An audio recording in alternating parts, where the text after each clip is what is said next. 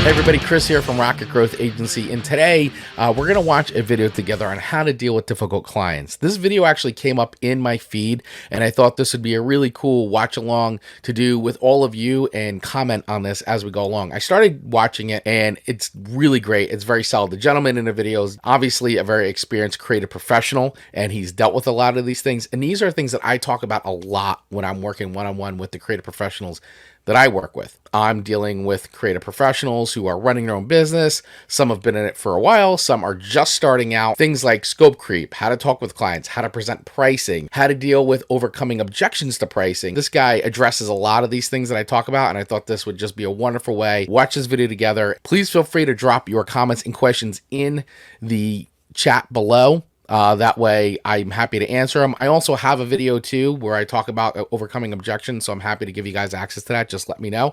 And so without further ado, let's get into it. All right, so here's the video, how to deal with difficult clients, done by Philip Van Duzen. I hope I'm saying that right. Published 5 years ago, got a lot of views on it, but I did start watching it, as I said, and he's got a lot of great information in here. Hi everybody, welcome back. This video is for creative professionals, and it's about the bane of every creative professional's existence: clients, in particular problem clients. Now, clients are a necessary evil, right? They give us work, but they also can be a thorn in our side. Yeah, a lot of times, right? We'd always say this job would be great if it weren't for the clients.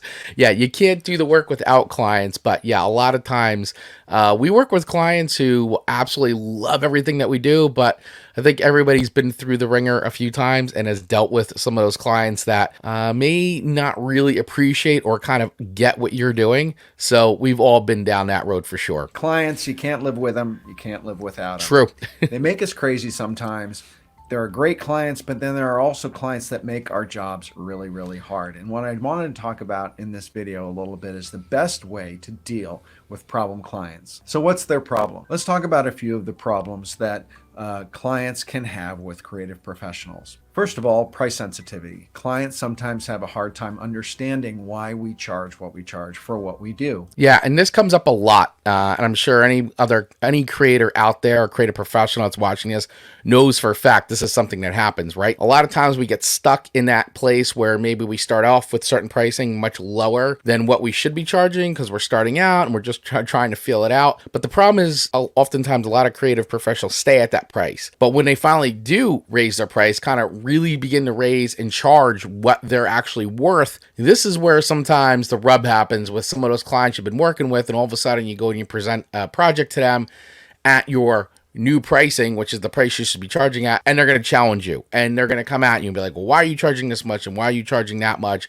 and not really understanding. And this is where the rub comes of like understanding the value you bring and the worth you bring to the table, and them wanting to still maintain some kind of very low level pricing that you're charging. And they think it is super easy and it shouldn't cost so much money. They also have a hard time seeing or understanding sometimes the return on investment for what creative professionals do. Well said. They can also endlessly tweak designs or creative work, so it causes a tremendous amount of work or overwork or revisions for us.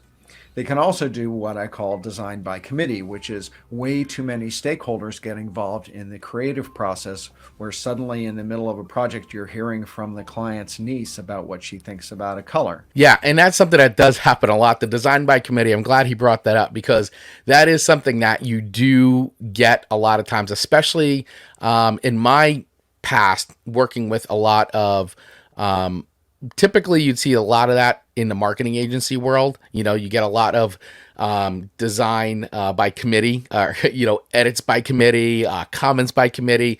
But sometimes too, when you're working directly with the client and say their marketing department, you think everybody's at the table, and yet all of a sudden at the last minute, it's some person that hasn't been involved in any of the production all of a sudden chimes in with their edit notes. Or, in my case, I used to work at a video production company. I used to own a video production company, and people come on set that were never part of the entire conversation, and now they're dropping their input into things. So that can become very, very frustrating and extremely challenging for sure. Which is the nightmare of any creative professional. Exactly. There's something called scope creep, which is when you start off with a project that's of a specific kind of size and deliverable, but then it gets bigger and bigger Yeah. and more complex, and you may not have budgeted either time or money for a change in scope. The client could be just not getting it, not really understanding what it is that you're delivering or why you're delivering what you're delivering to them. Or, worst yet, they can't make a decision and they vacillate back and forth. There could be too many stakeholders, and those stakeholders aren't aligned with each other, and there can be infighting leading to the inability to make a decision. Yeah, and that does happen a lot there too. And, this is why it's really important setting those clear expectations up front as early as you possibly can, even during the process even before the client has actually even booked with you, right? Always setting clear expectations along the way about your process and system and how it works, right? We also like to call this an upfront contract in a way. Now, it doesn't mean that they're not going to break it, but at least you can put a stake in the ground as you're going and always set those clear expectations at the earliest moment that you begin speaking with somebody all the way through to even after the project is completed, right? Because this is your process and your system, and having those clear expectations laid out so you're on the same page will help in the long run. Doesn't mean that sometimes a client will respect it, but at least, gives you a little bit of peace of mind, and clients will appreciate that framework and that level of transparency. At least the right ones will. Clients can also get controlling. They can get up in your business. They can try to influence what it is that you're doing, Yeah. and really design along with you. And the reason why they do this is because in a lot of cases, what you do and interacting with a designer is the best part of their day. They may be dealing with Yes. spreadsheets all day long or their own problem clients, and doing a design project is a lot of fun. And a lot of them, to be honest, can be jealous of their creative partners. Yeah, and that's another great point. And he's really dropping a lot of good points here. And that is true. Think about for 1 second when your client is actually coming at you, just realize what they're doing in day out. And honestly, working with us, the creators, is fun for them because it's so different from what they get to do. They may be buried in spreadsheets and data, just limitless emails and in and out of meetings all the time, and just things that aren't really stimulating their creativity, right? But now they get a project like this where they can flex their creative muscle and they get very overexcited. And yes, some clients get very overbearing, really because at the end of the day, not because they don't trust you, it's just because they're actually having a lot of fun and they really enjoy doing it. So this is where you want to acknowledge that. And it is a fine line because they're not necessarily doing anything wrong, but it can definitely impede what we're doing. Just try to put yourself in their shoes for a little bit and understand that this is probably working with us, with you, is probably the best part of their day currently with this project. And they really do have a lot of fun doing it. And sometimes it doesn't seem like it, but it really is. So they want to be involved and can become very controlling in what it is that you do. Also, they're spending, in some cases, a lot of money with you. So they feel like they have the right to get involved in every single aspect of what it is that you're doing. The thing that you have to realize is that times are changing. With design being brought into the C-suite in many companies, design is now really part of the process, and people want to be part of the design process. Yeah, and what's happening now, and I mean, obviously, like I said, right, this video is about 5 years old, so a lot has changed in 5 years, and yes, you do see this a lot where, even with AI, right, even with not just even ChatGPT, but all the AI tools, a lot of in-house companies with their in-house marketing are bringing on AI specialists, people who can do that, so they don't have to outsource it so much. But they're bringing in a lot of things like, if you look at a lot of job postings, they're looking for, content creators, people who could do social media posts, who can create video, who can edit, who can design, basically a jack of all trades. And they're hiring for these roles. You'll see it most people I know have been out there in the job market. So even from 5 years ago, it was going that way. Now it really is that way. And you're seeing that a lot more because of the importance of creating content within an organization. Doesn't matter what kind of business you are, right? Content and having someone on staff who is creative or creators on your staff is becoming very key. The real thing is here, and he's probably not going to touch on it in this video, but a lot of times what happens is even though you bring all these creators in-house into your company, what happens is you still stifle their creativity, and then you get things like, you know, really crummy videos on YouTube and all that. But that's a whole different story. That's for another video. But let's keep going with this. It's in a lot of areas of business where it never used to be. So the days of the secretive genius designer, creative person, Long gone. is some sort of prima donna are over. The days of the prima donna are over. And if you are a prima donna, it is going to be an absolute career killer. What you have to do is you have to open yourself up to partnership and working partnerships with your clients. And that leads me to number one. Number one way to work with tough clients is co-creation. Yep. What I mean by co-creation is that your client may want to get involved deeply in what it is that you're doing. And the thing that you have to do and understand is you have to let them. And I know that's really tough to take. Clients may think that what you do in a lot of cases is easy, that you press a button and the design just happens. By including them and co-creating with them, you give them an insight into the fact that what you do is not actually easy. It's time consuming and it can be very hard. And this is something that firsthand, and for anybody out there that is maybe in video editing or video production, right?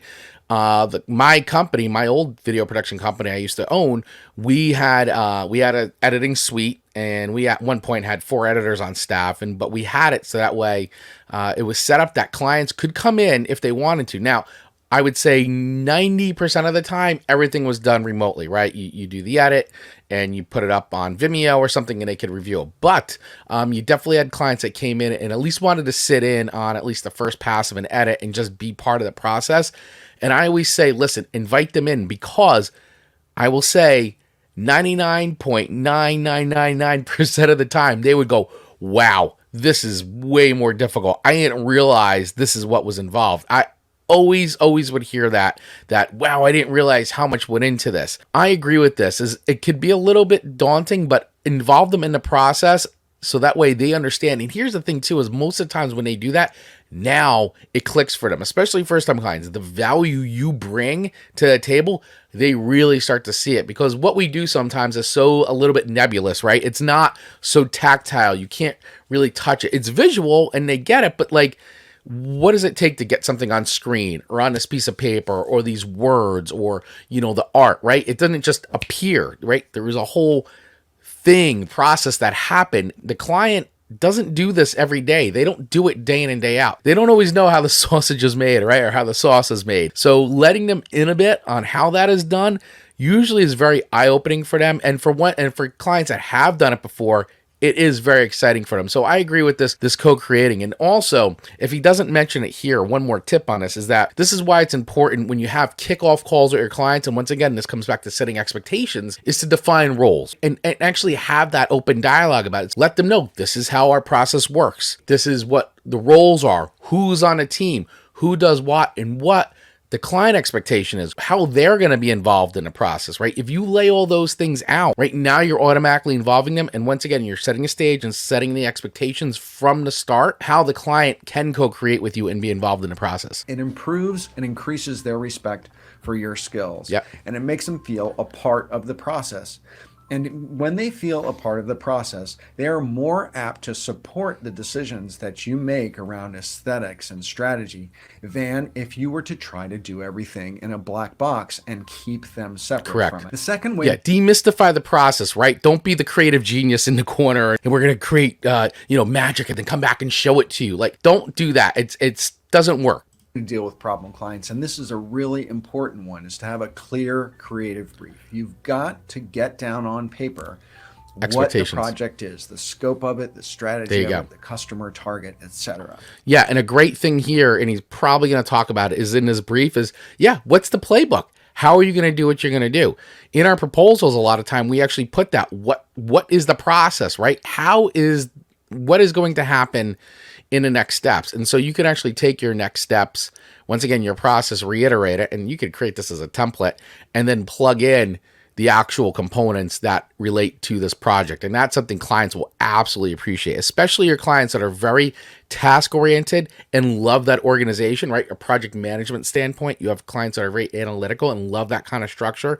They'll be blown away by that. Writing creative briefs is a real art, and there's an incredible amount of conversation in agencies and with freelancers about writing the perfect creative. Yeah, and that is something, and listen, I'm gonna say it though, but I mean, this is something too where 5 years ago, you definitely spent a lot more time on it, and now you can actually create a template for this, and I would probably have a ChatGPT prompt or some kind of AI prompt now based on a template that I would create. I'm still gonna have to edit, still gonna have to put things in my own voice, but you could definitely speed this process up a little bit more now. So having a creative brief that you understand as the creative professional, but also that your client understands and signs off Right. on, and that you are completely aligned in what's in that brief, is going to either be the success or the death of your project. Right. Always walk them through it. Don't just send things on email. Set a next step. Hey, I'd really like to set up a 15 to 20-minute Zoom call and walk you through the creative brief really quick so that way we can answer all questions and make sure we're all on the same page.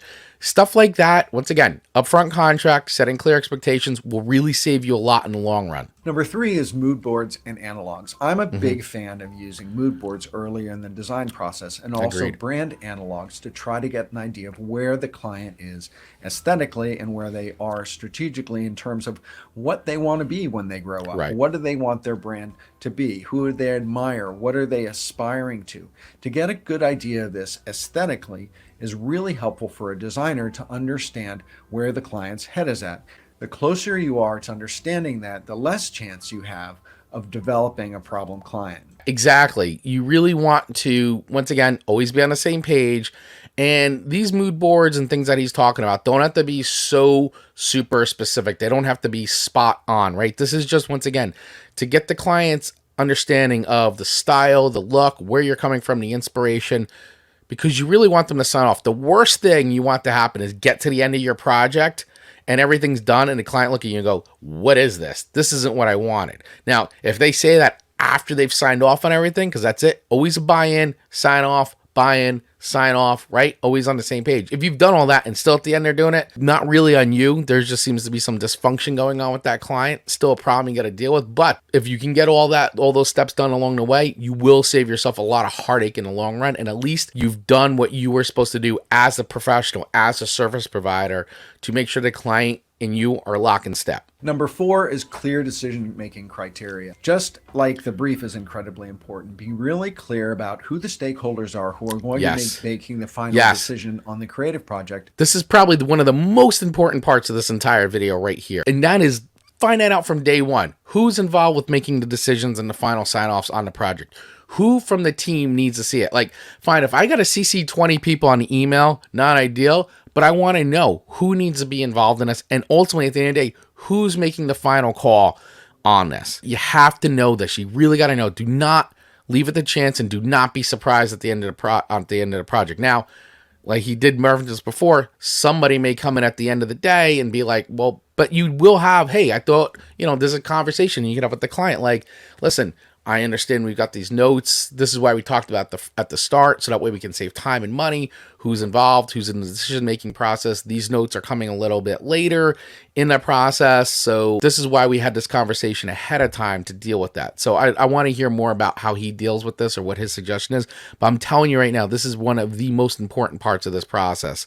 I love this. And also the criteria that they're going to be using to make the decision about whether this project is successful or not.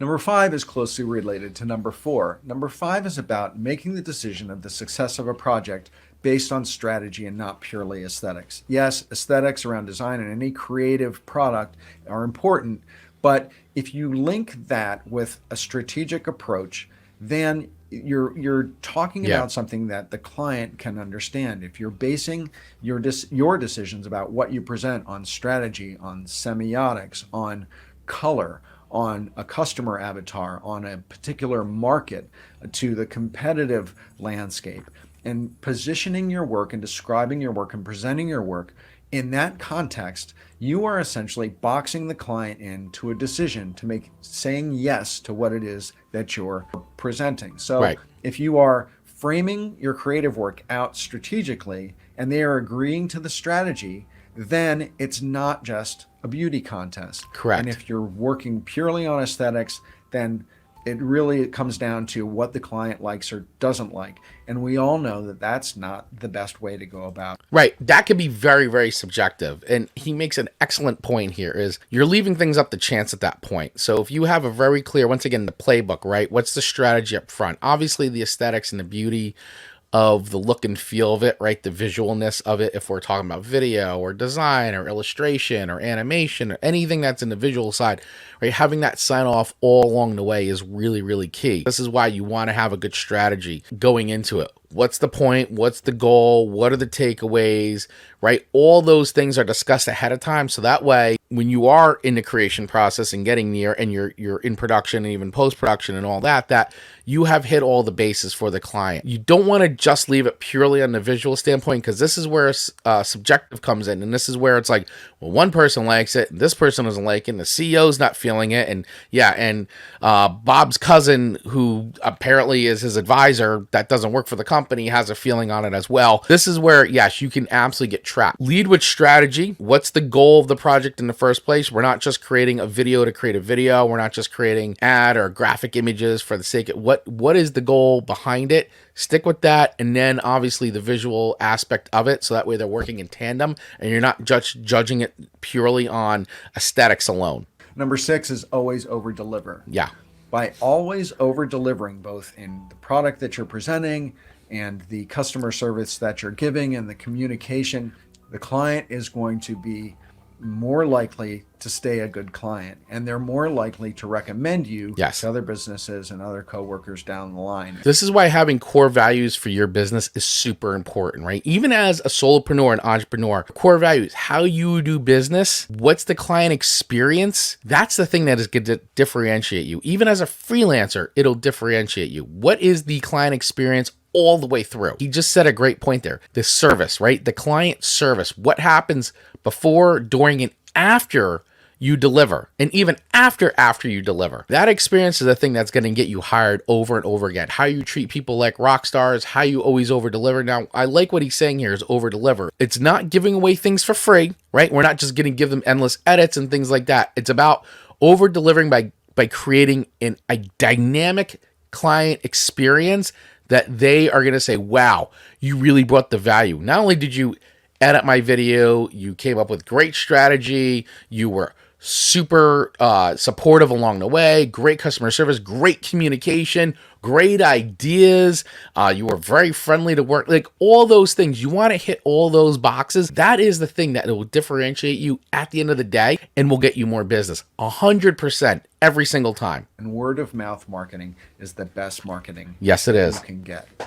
So that's it. I hope you enjoyed this video on how to deal with problem clients. And if you did, please hit subscribe. All right. So thank you so much, Phil. Philip's great. I love this guy. He's spot on. I love his delivery, by the way. Great voice, Philip. When it comes to dealing with clients at the end of the day, you're going to have all different types and you have to be prepared for that. And this is why having great core values as a business and understanding how to deliver those core values, right? That over delivering, not by giving them extra services in the sense, I'm going to give you more deliverables or I'm going to give you endless edits. That's not what he's saying here at all. But there are those little things that you can do, which will make you stand out. And he didn't go too much into pricing, right? And pricing is something that we can talk about. I'll do a whole separate video on that. I do actually have a video on how to overcome pricing and also set the stage and come up with great solutions for that. It's not just like, hey, you charge too much and you walk away. There are great ways to deal with that. If you want access to that video, my overcoming objections, how to negotiate with confidence, just drop, hey, send it to me in the comments below. I'm happy to send it to you guys. I want to share this information with all of you. And I'll do another video like this for sure in the future. But hey, let me know in the comments below. What else would you love to hear from me? What other videos would you like to see? How can I help you to create the creative business that you want that is going to become more profitable and scalable? That's what I do here. If you'd love more information, information. I'd love to talk to you. I'm happy to meet anybody anytime for free discovery sessions and talk about how we can get you rocking and rolling. If you like what you saw here, please feel free to hit that subscribe button and the little bell so that you get notified. Thanks again for watching. My name's Chris. I'm from Rocket Growth Agency. I'd love to meet any of you. Feel free to set up a free discovery call with me anytime. Just use the links in my show notes below, and I'll see you guys soon.